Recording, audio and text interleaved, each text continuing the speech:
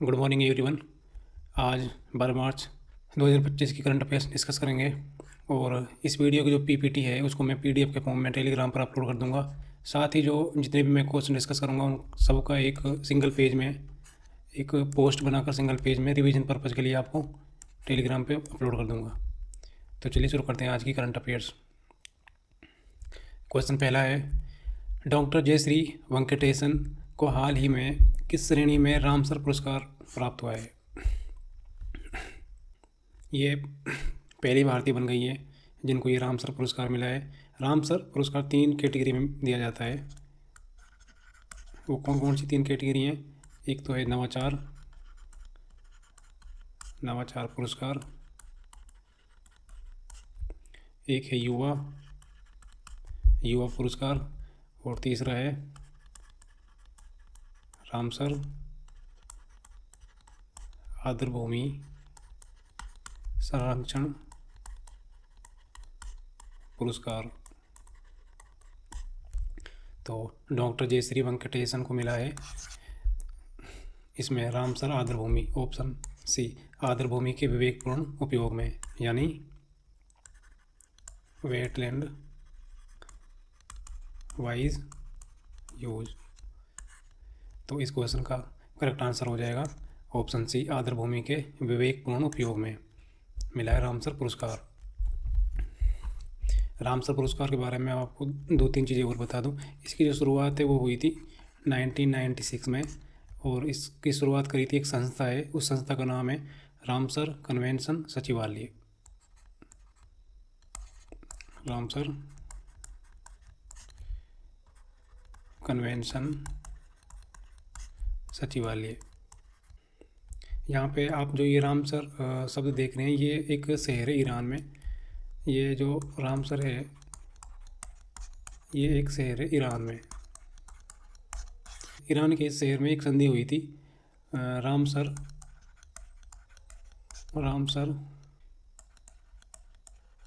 Convention. ये एक अंतर्राष्ट्रीय संधि है, इंटरनेशनल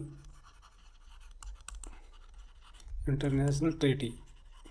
ये एक अंतर्राष्ट्रीय संधि है जो वेटलैंड्स होती है, आर्द्रभूमियाँ होती है, उनके संरक्षण के लिए काम करती है। इसके 8% 172 देश सदस्य हैं और ये जो सम्मेलन था ये ईरान में हुआ था 2 फरवरी 1971 को, पर इसको लागू किया था 21 दिसंबर 1975 को। ठीक है। भारत में टोटल रामसर साइट्स कितनी है? तो भारत में 8% मार्च 2025 तक की बात करें तो भारत में 89 रामसर साइट्स हैं। रामसर साइट्स 4 तो अभी बनी है, इनमें से 31 जनवरी 2025 को ही बनी है। तो ये भी मैंने पीपीटी में इंक्लूड करी हैं, तो इनको भी आगे अपन देखेंगे।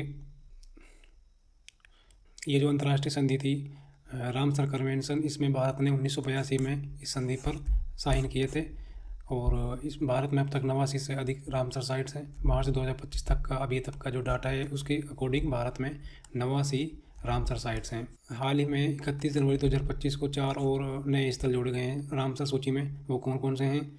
2 तो हैं पक्षी अभ्यारण्य जो कि दोनों तमिलनाडु में हैं, एक झील है झारखंड में और एक वेटलैंड है। पक्षी अभ्यारण्य कौन कौन से हैं? एक तो है सक्कारा को टेई और दूसरा है तीर्थगल पक्षी अभ्यारण्य, ये दोनों तमिलनाडु में हैं। इसके बाद वेटलैंड कौन सा है? खेचे ऑफ प्लेरी, ये सिक्किम में है और एक झील है उधवा झील, ये झारखंड में है। ठीक है। और स्टैटिक जीके की बात करें तो पहली रामसर साइट्स कौन थी? तो ये थी चिल्का झील उड़ीसा में और केवलादेव राष्ट्रीय उद्यान जो कि राजस्थान में है, राजस्थान के भरतपुर जिले में। इन दोनों को एक साथ घोषित किया गया था 1981 में। और जो सबसे बड़ी रामसर साइट्स है वो है सुंदरबन, कहाँ है? पश्चिम बंगाल में। तमिलनाडु में सबसे अधिक रामसर स्थल हैं, कितने हैं? 20, और जबकि उत्तर प्रदेश में 10 हैं। फर्स्ट पर तमिलनाडु है, सेकंड पर उत्तर प्रदेश है संख्या के मामले में। अगला क्वेश्चन है, शास्त्रीय गायक गेरीमेला बालकृष्ण प्रसाद किस संस्थान के पूर्व दरबारी संगीतकार थे? ये संगीतकार थे तिरुमाला तिरुपति देवस्थानम, ऑप्शन बी। अगला क्वेश्चन है, भारतीय रिजर्व बैंक आरबीआई ने इंडस बैंक के सीईओ यानी chief executive officer Sumant Kathpalia को कितने वर्ष का कार्यकाल विस्तार किया है? तो इसका 1 वर्ष इसका जो कार्यकाल है वो बढ़ा दिया गया है, एक्सटेंड कर दिया गया है। अगला क्वेश्चन है, हाल ही में मार्च 2025 में Hindustan petroleum corporation limited HPCL के नए CMD यानी चीफ मैनेजिंग डायरेक्टर के रूप में किसे नियुक्त किया गया है? तो ये बनाया है विकास कौशल को, option B. Hindustan petroleum corporation limited के नए CMD बने विकास कौशल। अगला क्वेश्चन है, हाल ही में प्रोफेसर सुमन चक्रवर्ती को यूनेस्को का TWAS यानी the world academy of science prize पुरस्कार किस क्षेत्र में मिला है? तो इसको ये अवार्ड मिला है इंजीनियरिंग एंड कंप्यूटर विज्ञान में, इंजीनियरिंग और कंप्यूटर विज्ञान में। ये जो सुमन चक्रवर्ती हैं प्रोफेसर, ये IIT खड़गपुर जो कि पश्चिम बंगाल में है, उसमें मैकेनिकल इंजीनियरिंग के प्रोफेसर हैं ये, ठीक है। यहाँ पे जो यूनेस्को है इसकी फुल फॉर्म क्या होती है? यूनेस्को की फुल फॉर्म होती है united nations educational scientific and cultural organisation. यहाँ पे आप देख सकते हैं ये इनकी श्रेणियाँ हैं जिनमें ये अवार्ड दिया जाता है। Mathematics, physics, chemistry, biological science, medical science, earth science, engineering science. तो ये जो सुमन चक्रवर्ती हैं इनको ये अवार्ड किस में मिला है? इंजीनियरिंग साइंस में। अगला क्वेश्चन है, आईफा अवार्ड 2025 में सर्वश्रेष्ठ फिल्म का पुरस्कार किस फिल्म को मिला है? तो ये मिला है लापता लेडीज़ को। इस फिल्म को और भी अवार्ड मिले हैं। इसमें जो एक्ट्रेस है ये, इसका नाम है नितांशी गोयल। नितांशी गोयल, इनको मिला है बेस्ट एक्ट्रेस का अवार्ड, बेस्ट एक्ट्रेस का अवार्ड। और इस फिल्म की जो डायरेक्टर हैं, लापता लेडीज़ फिल्म की जो डायरेक्टर हैं उनका नाम क्या है? उनका नाम है किरण राव। इनको मिला है बेस्ट डायरेक्टर का अवार्ड, ठीक है। और बेस्ट एक्टर का अवार्ड किसको मिला है? बेस्ट एक्टर का अवार्ड मिला है बेस्ट एक्टर कार्तिक आर्यन को, कार्तिक आर्यन को। ये आईपा अवार्ड 2025 का आयोजन कहाँ हुआ था? इनका आयोजन हुआ था जयपुर में, जयपुर राजस्थान में। ये जो इनका संस्करण था आईपा अवार्ड 2025, ये इनका 25वां संस्करण था जो कि इनकी सिल्वर जुबली थी, सिल्वर जुबली, क्योंकि इनकी जो शुरुआत है वो हुई थी 2000 से। तो 2025 में इनको 25 साल हो गए थे, इसलिए इन्होंने सिल्वर जुबली मनाई जयपुर में। इसके अलावा मैं आपको जो 97th अकेडमी अवार्ड थे इनके बारे में और बता देता हूँ। अकेडमी अवार्ड, तो इसमें जो बेस्ट पिक्चर का अवार्ड था, बेस्ट पिक्चर, वो कौन सी थी? वो थी एनोरा। एनोरा की जो एक्ट्रेस थी मिक्की मेडिसन, इसको मिला था बेस्ट एक्ट्रेस का अवार्ड। इसके जो डायरेक्टर थे सीन बेकर,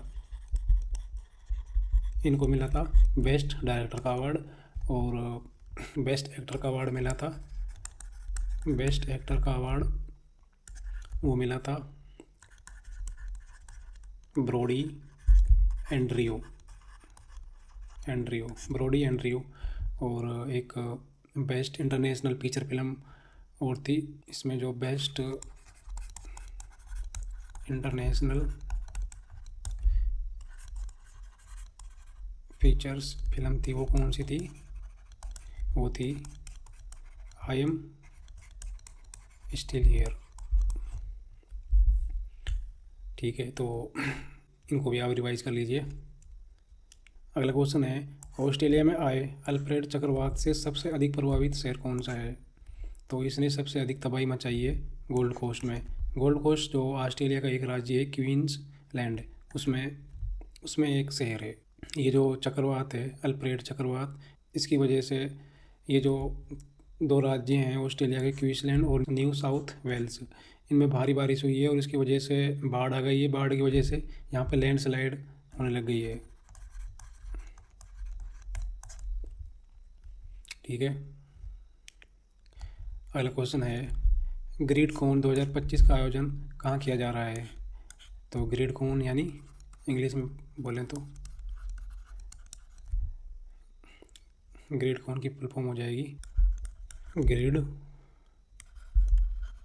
रेजिलियंस एंड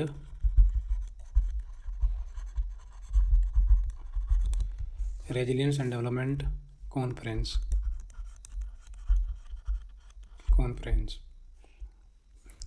इसका आयोजन हुआ है नई दिल्ली में।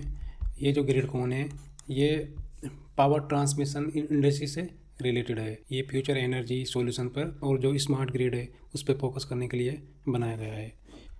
अगला क्वेश्चन है, हाल ही में भारत ने चीन और जापान से आने वाले जल उपचार रसायनों पर अधिकतम कितना एंटी डंपिंग शुल्क लगाया है? तो ये हमने लगाया है $986 प्रति टन, यानी 1000 किलो पर $986। अब ये एंटी डंपिंग क्या होता है, पहले समझते हैं डंपिंग क्या होता है। डंपिंग का मतलब होता है अगर कोई देश किसी दूसरे देश में अपने माल को सस्ते पर बेचे, यानी जो उसकी ओरिजिनल कॉस्ट है उससे भी कम कॉस्ट पर बेचे, तो उसको कहते हैं डंपिंग। इससे जो लोकल बिजनेस होते हैं उनको काफ़ी नुकसान होता है। तो इन सब से बचने के लिए सरकार इन देशों से जो माल आता है उस पर एंटी डंपिंग शुल्क लगाती है, जो एक्स्ट्रा टैक्सी होता है, तो इसको कहते हैं एंटी डंपिंग शुल्क। अगला क्वेश्चन है, हाल ही में लोकसभा अध्यक्ष ओम बिरला ने किस पुस्तक का विमोचन किया है?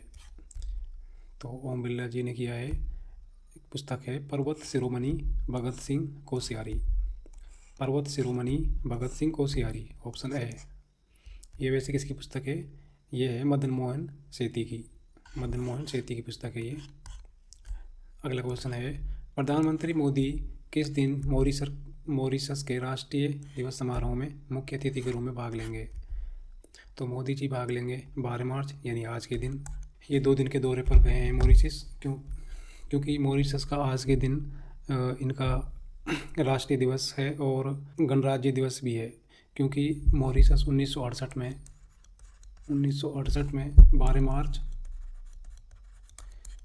1968 में ये ब्रिटिश शासन से आज़ाद हुआ था।